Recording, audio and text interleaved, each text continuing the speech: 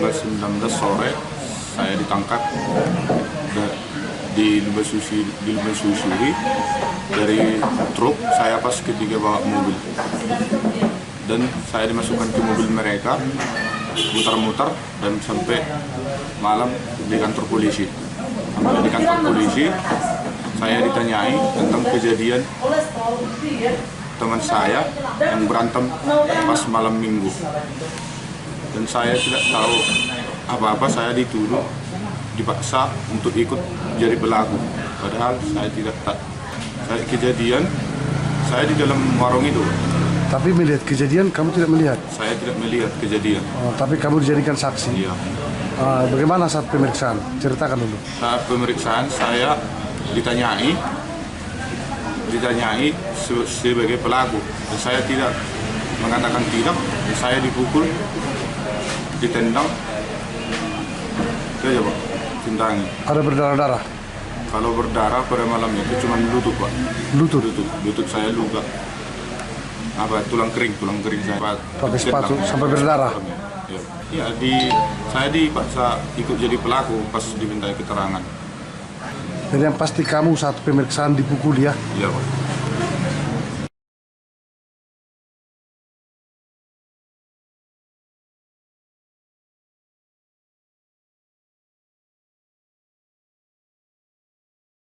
Saksi bernama siapa namanya? Robertus Sinurat. Dia mengalami luka di bagian tulang kering ketika dibawa ke Polres Samosir. Dia dibawa menjadi saksi, dimintai keterangan. Besok hari baru dikembalikan, tidak langsung pulang.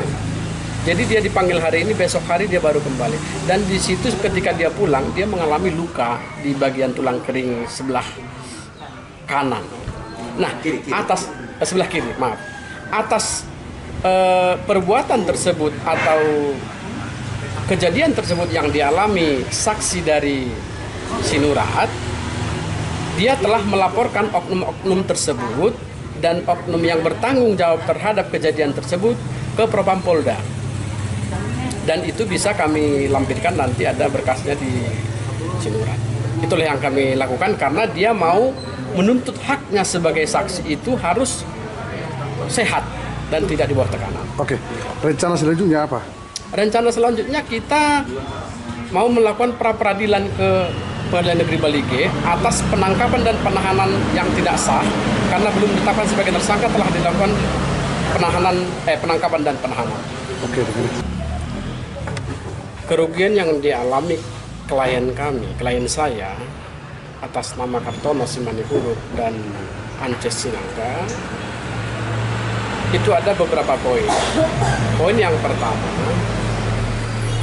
bahwa Ances Sinaga itu dilakukan penangkapan sebelum ditetapkan menjadi tersangka. Dan dia langsung ditahan. Ada indikasi juga kami dipersulit untuk membesuk klien kami karena sampai saat ini berbagai macam alasan yang disampaikan oleh pihak-pihak terkait di Polres Samosir untuk kami tidak bisa membesuk. Salah satunya alasan karena protokol kesehatan COVID, dan selanjutnya itu bisa dijelaskan mungkin sama mereka nanti. Poin yang kedua, menurut kami dan sepengetahuan saya sebagai pengacara yang selama ini memang sudah sering menangani perkara pidana seperti ini, kepada seseorang yang dilakukan penangkapan itu biasanya terlebih dahulu ditetapkan menjadi tersangka.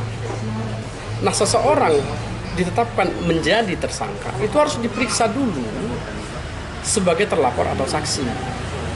Jika ditemukan bukti atau cukup bukti untuk ditingkatkan statusnya menjadi status tersangka, baru kemudian dipanggil lagi sebagai tersangka.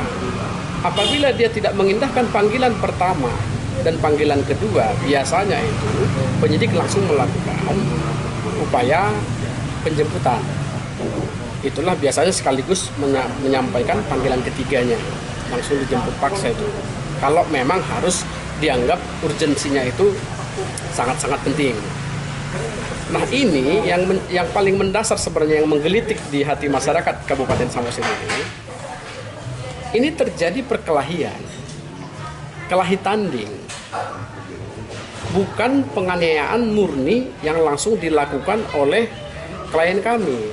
Ini diawali dari pertengkaran, kalau kata klien kita, karena salah seorang tanda kutip wanita ya, perempuan, yang menjadi pertanyaan besar, oknum wartawan ini kan sudah menikah, kok bisa memperebutkan satu orang perempuan dengan seorang laki-laki yang memang masih single. Itu juga janggal menurut kita. Nah itu sementara yang bisa kami jelaskan. Kenapa kami berpendapat seperti itu? Bahwa di peraturan Kapolri nomor 6 tahun 2019 atau Perkap nomor 6 tahun 2019, di situ diuraikan semua bagaimana mekanisme penyelidikan dan penyidikan. Jadi di dalam penyelidikan dan penyidikan itu ada diuraikan di situ, panggil dia sebagai terlapor, panggil saksi melalui panggilan resmi. Ini saksi-saksi kita pun tidak ada yang dipanggil secara resmi. Semua dijemput dari lapangan. Jadi ada indikasi bahwa saksi kami pun di dalam pada saat diperiksa atau di BAP itu dia merasa di bawah tekanan kalau tidak melalui panggilan.